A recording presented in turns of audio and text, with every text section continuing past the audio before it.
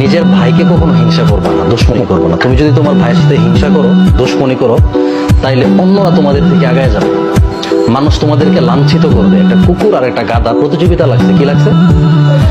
যে আগে 5টা গ্রাম পার হয়ে যাইতে পারবে সে হচ্ছে রাজা, সে রাজত্ব দিবে, নেতৃত্ব দিবে, ঠিক আছে? তো এখন কুকুর তো মনে মনে খুশি, এই দৌড়াইতে পারে কে বেশি, কুকুর না গাধা? কুকুর। আচ্ছা, কুকুর মনে মনে খুশি যে আমি তো বেশি দৌড়াইতে পারি, আমার দৌড়ের স্পিড বেশি, তো গাধাকে আমি হারাই ফেলবো। তো কুকুর আর গাধা যখন রেস লাগছে, প্রতিযোগিতা লাগছে, তখন গাধা আস্তে আস্তে হাঁটতেছে, কুকুর দৌড়ানো শুরু করছে প্রতিযোগিতায়।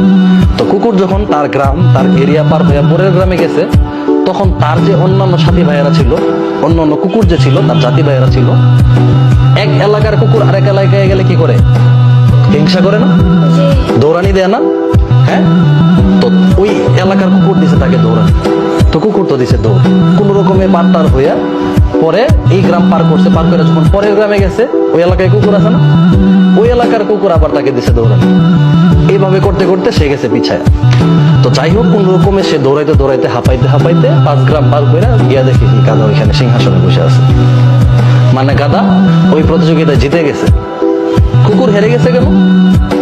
কুকুরের তার ভাইয়ের সাথে হিংসা ছিল, কুকুরের অন্য কুকুরদের সাথে কি ছিল? দুশ্মনী ছিল। এই দুশ্মনী থাকার কারণে, ভাই ভাইয়ের দুশ্মনীর কারণে অন্যরা আগায় গেছে আর সে পিছায়।